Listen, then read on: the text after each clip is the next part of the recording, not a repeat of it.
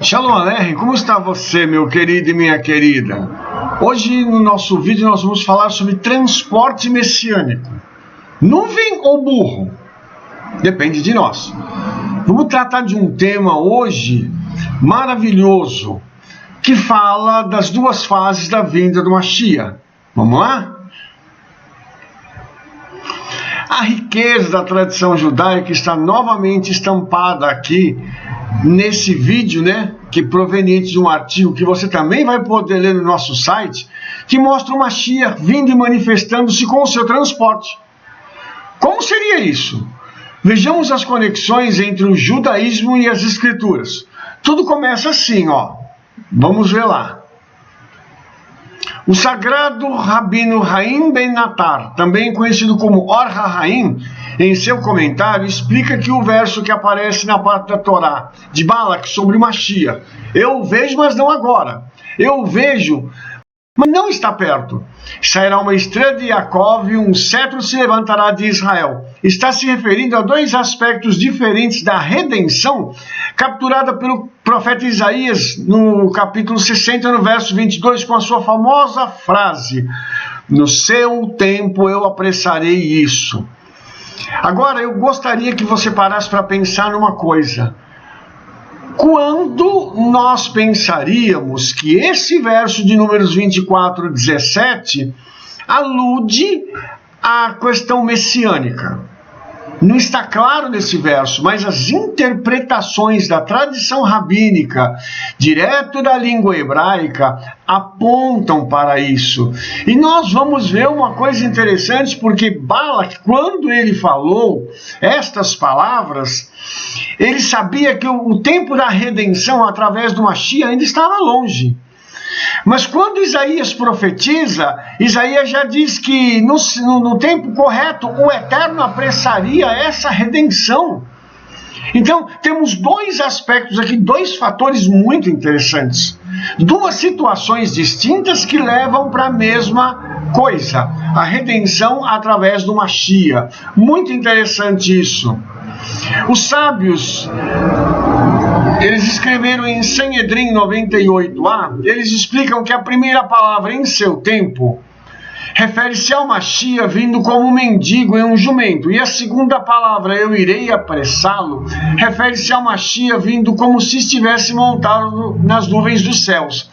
É interessante a gente notar que a tradição rabínica, ela nos mostra essas duas etapas da vinda de Mashiach. Primeiro, como um homem simples, um homem normal, e essa palavra mendigo é um pouco forte, mas é um homem comum, um homem que partilha das nossas necessidades, plenamente humano, um homem como todos nós. E quando ela fala, eu irei apressá-lo, ele já não vem dessa forma fraco, débil, alguém que vai sofrer, que vai padecer. Ele já vem num outro aspecto. Então, a própria tradição rabínica aponta para esses dois momentos da redenção, referendo-se ao Mashiach, lógico, mas dois momentos que são dinâmicos e diferenciados entre si. Aí a pergunta é: alguém em algum lugar no mundo cumpriu essa profecia relacionada à redenção? Vamos ver o que está escrito nas Boas Novas de João, ou como você conhece nos Evangelhos, o Evangelho de João. Diz assim: e achou Yeshua um jumentinho e assentou-se sobre ele, como está escrito: não temas, ó filha de Sião, eis que o teu rei veio assentado sobre o filho de uma jumenta. Olhe só que coisa fantástica! Aquilo que a tradição rabínica falava, agora está se cumprindo na pessoa do Mashiach, que é Yeshua. Para o judaísmo, isso é uma coisa alucinante, porque você sabe que a maioria dos judeus não creem em Yeshua, não aceitam Yeshua como Mashiach. Mas olha só que coisa legal, não tem como fugir disso. A própria tradição diz que ele viria num jumento, para trazer a redenção. Aqui nós não temos espaço para explicar por que foi num jumento, mas eu quero mostrar isso aqui para você de uma forma muito interessante. Há um relato histórico, bíblico, mostrando que Yeshua veio para poder trazer a redenção montado num jumento, como havia sido profetizado, como havia sido escrito na tradição rabínica. Há como fugir dessa questão? Fica difícil, né, amados? Olha só que interessante isso aqui. Esse verso aponta, então, para a primeira parte da profecia de Balaque, interpretada pelos sábios, e mostra que Yeshua se manifestou como Mashiach ben Yosef, o servo sofredor que haveria de morrer pela redenção de Israel e da humanidade. Deixa eu te fazer uma pergunta. Você não acha que quem viu Yeshua entrando em Jerusalém montado num burro, aquelas pessoas comuns, os sábios, as pessoas que estavam ali ao redor, você não acha que eles entenderam o que estava acontecendo? Lógico que entenderam. E sabe por quê? Porque todo judeu, desde pequenininho, estuda a Torá e estuda a tradição judaica. Ou seja, eles estavam esperando alguém vir com essa configuração. Por isso, quando Yeshua vem, acontece uma coisa impressionante. As pessoas começam a colocar as suas capas e ramos de palmeiras para que Yeshua possa passar por aquele caminho, entrando em Jerusalém, como um cortejo real. Então, ora, se essas pessoas não tivessem essa noção daquilo que estava acontecendo, você acha que elas agiriam dessa forma? Eles não iriam agir assim por impulso, mas alguém disse, a profecia está se cumprindo, vamos receber o rei Mashiach, filho de Yosef, que está entrando na cidade de Jerusalém. Aleluia! Isso, a tradição judaica corrobora, ela confirma. O próximo passo está ligado às palavras de Mateus que diz, então se mostrará no céu o sinal do Filho do Homem, e todas as tribos da terra se lamentarão e verão o Filho do Homem vindo sobre as nuvens do céu, com grande poder e glória. Essa é a segunda fase. Já não é mais Mashiach ben Yosef, mas agora ele vem como Ben David, o filho de Davi, para poder trazer a redenção final a Israel. Então essa já é a segunda parte. A mesma pessoa atuando de duas formas diferentes, conforme diz a tradição rabínica. Ou seja, tudo aquilo que está escrito na Brit Hadashah também está na Torá, na Tanakh e dentro da tradição rabínica. Isso é muito intenso, porque quando um judeu, seja ele quem for, principalmente os estudantes, quando eles leem a Brit Hadashah, eles ficam maravilhados, porque eles dizem assim, tudo aquilo que os nossos sábios disseram, todas as interpretações do Tanakh, da Torá, estão contidas aqui.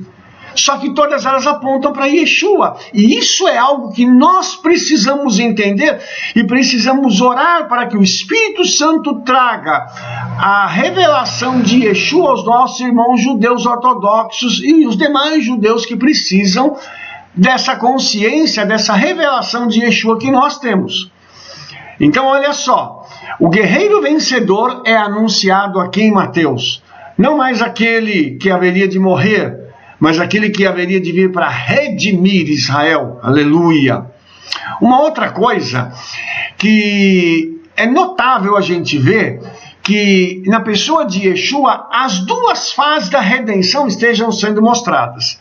Ninguém, em nenhum momento da história, se apresentou dessa forma e nem prometeu vir para redimir o seu povo nas nuvens dos céus. Os judeus ortodoxos dizem que o Rebbe, que já é falecido, é o Messias e que ele vai ressuscitar para poder redimir Israel. Só que ele não veio cumprindo a profecia da forma como nós estamos vendo aqui. Ou seja, ele é o Rebbe, na opinião deles, ele é o Messias, mas ele não pode ser enquadrado na palavra profética. Então nós descartamos essa interpretação. Continuando, vamos ver mais uma outra coisa aqui. Veja só, eu vejo, mas não agora. Talvez não agora, mas num futuro próximo. As palavras de Balaque. É a possibilidade da redenção ocorrer muito em breve, correspondendo a eu apressarei. Hoje essas palavras nos falam de uma brevidade da redenção. Por quê? Porque Hashem, o Eterno, está apressando o momento em que Mashiach vai vir como Ben David, como guerreiro redentor, para poder buscar o seu povo. Agora veja só o comentário do Or HaHaim. Eu vejo, mas não de perto. Significa que eu posso ver a redenção, mas ela está muito distante. E corresponde à profecia da redenção em seu tempo. Naquela época, para eles, tudo isso era visto de forma distante. Por isso, à medida que os dias vão passando, o tempo vai caminhando, a profecia vai se tornando cada vez mais próximo do seu cumprimento. Ou seja, cada dia é um dia menos para que a redenção ocorra. Agora nós estamos no tempo da redenção. Nós estamos vendo, olhando, percebendo isso em nome de Yeshua. Nós temos que ter esse discernimento. A segunda parte daquele versículo citado continua com um paralelo. Uma estrela saiu de Jacob. O Mashiach vai chegar às nuvens celestiais do modo eu irei apressá-lo. E um cetro se levantará de Israel, um ramo cresce lentamente de baixo para cima. Isso alude à chegada de Mashiach em um burro no seu tempo. Se você pega essa profecia aqui, isso parece confuso, mas está inteiramente conectado. A estrela que saiu de Jacob. Quando Yeshua nasce, aqueles sábios eles são levados até onde Yeshua está, e eles disseram assim: nós vimos a sua estrela. Aleluia, cumprindo a profecia, eu irei apressá-lo. No tempo certo, o Eterno fez com que Mashiach nascesse. Shaul diz que na plenitude dos tempos, ele nasceu. Um cetro se levantará de Israel.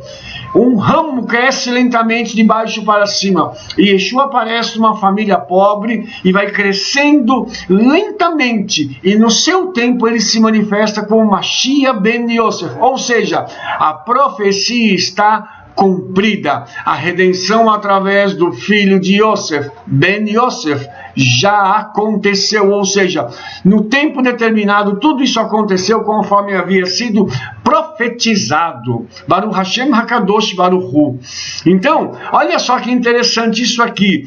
Curiosamente, esse verso que fala sobre Mashiach vindo às pressas, nas nuvens celestiais, chama o povo judeu de Jacob, em oposição à opção do burro, no qual o verso chama o povo judeu de Israel, o nome mais eminente da nação, lógico. Mas qual que é a diferença de um e de outro? O Or HaHaim, ele explica que a redenção apressada depende dos Beinonim de Israel, as pessoas simples de Israel, pessoas comuns. Enquanto que a redenção no modo do burro, de crescimento lento, depende dos devotos da geração, os tzadikim. Alguém poderia pensar justamente o oposto, mas olha só que interessante isso aqui. Quando Yeshua veio, isso estava dependendo de quem? Dos sábios. Por quê? Porque havia uma geração de pessoas que eram letradas, conhecedoras das escrituras, pessoas que já estavam aguardando os sinais do cumprimento da profecia da vinda de Mashiach ben Yosef. Hoje, isso não acontece mais, porque como a profecia já se cumpriu, os simples é que clamam para que a vinda de Mashiach possa vir. Hoje nós não temos grandes sábios tão proeminentes em Israel e em todo o mundo, ligados ao judaísmo, como naquela época. Mas hoje nós temos pessoas simples clamando pela redenção, pessoas que choram, que clamam ao Eterno, que oram e aguardam com fervor no seu coração o momento desta redenção. O Or HaHaim explica ainda que se os Benoni, os intermediários, nós confiarmos nos tzadikim, nos sábios, para trazer a redenção, ela vai vir no modo lento, no modo de burro. Por quê? Porque se a gente ficar confiando só nas palavras e nas orações dos nossos líderes, isso vai ser muito devagar. Por isso é que nós, que somos pessoas comuns, que não somos grandes sábios da nossa época, podemos acelerar a redenção. Como? Orando, confiando, obedecendo a palavra e aguardando dia após dia a vinda de Mashiach, aguardando uma manifestação das profecias terminando o seu cumprimento, porque elas já estão na fronteira final do seu cumprimento, para que Mashiach possa vir nos buscar. O Or HaHaim, ele continua a explicar com base no Zohar que existem essas duas fases da vinda de Mashiach, o Ben David e o Ben Yosef, e inclusive o Ben Yosef é chamado de filho de Efraim. E aí a gente vai perceber uma coisa também bem interessante, porque Oséias chama os dispersos de Efraim, as tribos perdidas, também assunto de uma nova etapa de estudos que nós faremos no futuro. Então, é muito interessante porque ele diz que o Mashiach, o filho de Yosef, ele morrerá numa batalha, e que a partir disso um cetro se levantaria de Israel. Esse filho de Yosef, então, ele ia passar por uma série de coisas e haveria de morrer. E será que isso aconteceu na história mesmo? Esse relato da tradição já aconteceu em parte na história, pois Yeshua morreu não numa batalha humana como uma guerra, mas numa batalha contra as forças demoníacas, que no lampejo de alegria julgavam haverem derrotado Mashiach. Porém ele ressuscitou, aleluia. Por isso ele virá com o cetro de Israel como governante máximo da nação e restaurará a seu povo todas as coisas. Sabe de uma coisa? Quando Yeshua morre, e isso eu quero deixar bem claro que é a minha opinião, ok? Isso ninguém me disse, eu interpreto a escritura dessa forma. Quando Yeshua morre, há uma festa no inferno, porque Satanás, os principados, as potestades, os demônios, julgaram ter conseguido o seu intento, que era matar Yeshua, e eles sabiam que Yeshua era o Mashiach prometido. Só que o que eles não contavam é que essa morte aconteceria só por 3 dias, depois haveria uma ressurreição, ou seja, a profecia de Ezequiel 37, de uma ressurreição, uma restauração do povo de Israel, tinha que ter um precedente inicial. Isso deveria acontecer através de Yeshua. E quando Yeshua, então, vai até o inferno, porque a Bíblia diz que isso aconteceu, e ele toma das mãos de Hassatã a autoridade sobre a morte e o inferno, então, essa luta contra as forças demoníacas tem seu fim. E olha que interessante, porque algumas pessoas me dizem assim, mas Rabino, a gente vê o diabo lutando contra o Eterno, contra Yeshua. Engano. Ele não pode lutar contra o Eterno, ele não pode lutar contra Yeshua, ele luta contra o homem. Ninguém tem forças para lutar contra Hashem, ninguém tem forças para lutar contra Yeshua. Eu vou deixar isso bem claro. A palavra do Eterno diz que Hashem, o Eterno, deu a Yeshua um nome, para que ao nome de Yeshua todo joelho se dobre, toda língua confesse que Yeshua é Adonai, é o Senhor, para a glória do Pai. Então, ninguém tem capacidade de lutar contra ele. Ninguém. Nem no céu, na terra, em lugar nenhum. Nem no inferno, nem se juntar toda a cambada infernal. Eles vão ter que se curvar diante de Yeshua, porque este nome carrega um poder.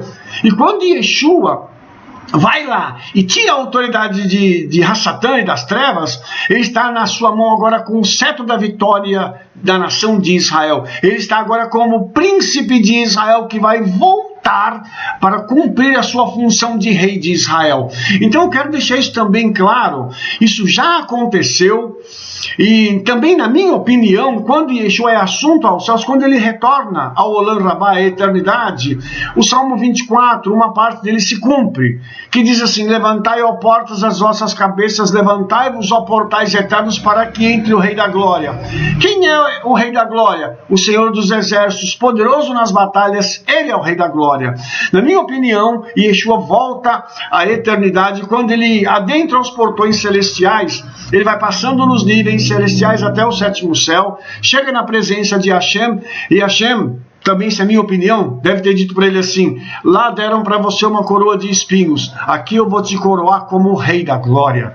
Oh, que momento tremendo deve ter sido esse, quando o Eterno coloca uma coroa na cabeça de Yeshua e diz: agora você é o Rei da Glória, assenta-te à minha direita até que eu ponha por escabelo dos teus pés os teus inimigos. Então, nesse momento, é o momento espetacular da história que já se cumpriu. Por isso é somente Yeshua quem tem a autoridade para cumprir o resto da profecia. Não tem homem, não tem rabino, não tem ninguém capaz de cumprir de forma plena esta profecia. Vamos caminhar um pouco mais. Há pessoas que querem que essa redenção seja humana, aproximando-se lentamente, passo a passo. Eles chamam a nossa situação de o começo da redenção. Mas de acordo com o Or HaHaim, vemos que o serviço das pessoas intermediárias irregulares é trazer uma Shia rápida e milagrosamente para as nuvens, indicando uma redenção divina e celestial que acontece instantaneamente. Eu quero fazer aqui um comentário, porque há uma linha do judaísmo que diz que o homem vai se aperfeiçoando, e que ele vai ficar bonzinho. E que aí entrará uma era messiânica que não vai nem precisar de Messias para poder cumprir isso aí. Queridos, o mundo não vai melhorar, não. As pessoas não vão ficar boazinhas, até porque existe uma semente dentro do homem. E se o homem não tem Yeshua, se o homem não tem o Ruach HaKodesh, o Espírito Santo, para poder domar a sua vida, ele vai continuar fazendo besteira uma atrás da outra. Mas a questão é que quando eu entrego a minha vida a Yeshua, eu entrego o controle do meu ser a Ele. Então não vai haver essa redenção calminha, como as pessoas estão dizendo. Ela vai ser uma redenção instantânea, automática, que virá num momento determinado pelo Eterno, para que o seu povo do Eterno seja redimido, a noiva que se compõe de Israel e da igreja. Por isso, nós precisamos estar atentos para esse momento do que está acontecendo em nome de Yeshua. A nossa tarefa hoje é crer em Yeshua, anunciar a sua vinda como algo realmente iminente. Cada dia um dia menos, lembre-se disso. Os judeus aguardam Mashiach, nós aguardamos Yeshua, pois nós sabemos quem ele é. Ou seja, nós temos uma revelação maior do que os nossos irmãos. Precisamos orar por eles.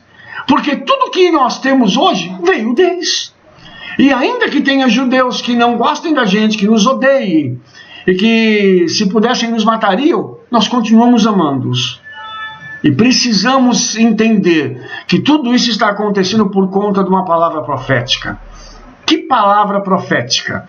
É aquela que está em Romanos capítulo 11, quando o Eterno diz: eu endureci em parte a Israel, até que a plenitude dos gentios haja entrado. Então os judeus estão endurecidos para não receber Yeshua, para que se cumpra a plenitude dos gentios. E finalmente nós possamos ver o cumprimento pleno da profecia em nossos dias. Vamos orar, porque Yeshua mesmo disse: eu sou o Aleph e o Tav, o princípio e o fim, diz o Senhor, que é, que era e que há de vir, o Todo-Poderoso.